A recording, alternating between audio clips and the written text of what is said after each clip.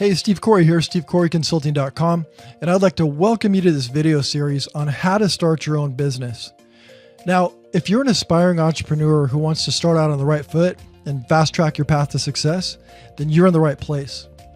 Or if you already own a small business but are feeling a little bit stuck at the moment, then this is definitely the video series for you as well.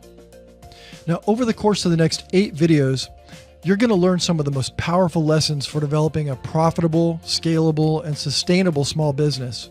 Let's take a look at what we're going to cover. Well, the first lesson is all about what I like to call the filter of objectivity. Now, this is an exercise that helps us determine where you fall on the EMT grid as an entrepreneur. Using this tool will not only help you see yourself more objectively, but it'll also show you how to best leverage your natural talents and abilities to become a more effective entrepreneur.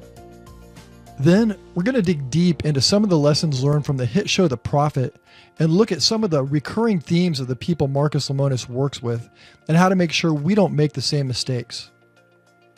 Next, we're going to talk about how having passion for your business can be vastly overrated and what you need to combine with that passion to assure your long-term success. You'll also learn the #1 way to position yourself as a leader to be respected in your business. Now, if you follow my advice on this, you'll automatically be positioned as the person to follow in your organization. And then at the end of lesson #1, I'm going to share with you one of the most painful lessons that I've personally ever learned in almost 30 years as an entrepreneur, and how you can avoid one of the most soul-crushing mistakes that I've ever made.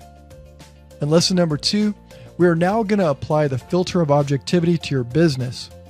And I'm going to walk you through the 10 essential questions that'll act as kind of like an x-ray to help you determine if the business you're interested in is a safe and profitable bet.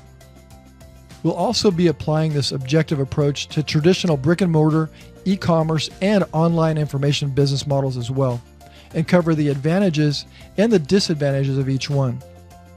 In lesson #3, we're going to talk about choosing your niche.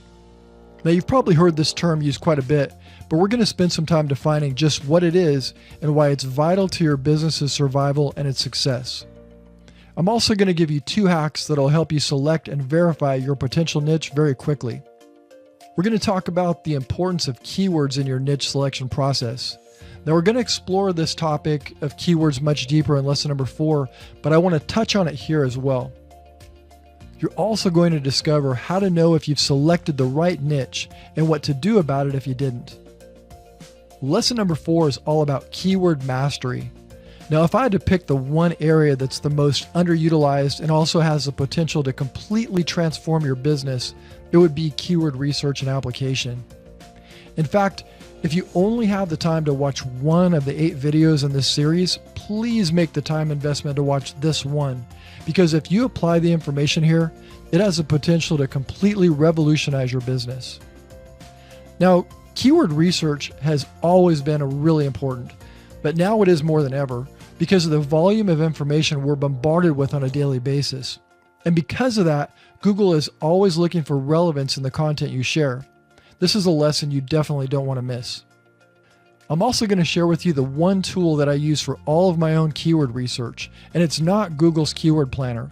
It's a tool that I use on a daily basis and like better than anything else on the market. We'll also explore why search volume alone is not always the best indicator of finding relevant keywords. There's something much more important. You'll discover what Google, YouTube, and Pinterest all have in common and how you can profit from it. Then I'm going to give you the abbreviated version of the exact formula I use to get videos ranked on the first page of YouTube. Now, I say abbreviated because in the next couple of months, I'll be creating a free YouTube mastery video series that goes into much greater detail. Next, in lesson #5, we're going to explore the power of modeling and how the first step towards beating your competition is first learning to admire their success. We're going to walk through a process of dissecting the successful people in your marketplace and find out exactly what they're doing right as well as what they're doing wrong so that you can apply it directly to your company and fast track your results using a swipe file. After that, we're going to take a look at some of the lessons learned from the founder of Walmart, Sam Walton, and how you can apply those as well. Now, when it comes to modeling your competitors, we're going to dig deep into finding out what their product actually is and look at the benefits of what they're offering their clients. After that, I want to encourage you to learn to love something that 98% of all business owners are unwilling to do, and it's costing them a fortune. Well, moving right along to lesson number 6, we're going to talk about how to build your prototype client. Now, you've probably heard the term avatar client or customer avatar. They all basically mean the same thing. So we're going to define what the term means and why it's so vital to your ultimate success. Then I'm going to show you a case study of how one of my clients increased his profitability over 300% just by using this approach alone. I'm going to tell you about the free Facebook tool to discover who your most profitable clients actually are. I'm also going to point out one mistake that I see one of my mentors make in most of his videos and what you should do differently to better connect with your audience. Well, moving right along, lesson number 7 is all about your MVP and your MVF. Now, your MVP is your minimum viable product, and your MVF is your minimum viable funnel. We're going to explore why both of these are absolutely vital to the success and profitability of your business. We're also going to help you learn how to avoid the trap of perfectionism and how it's likely keeping you paralyzed in inactivity.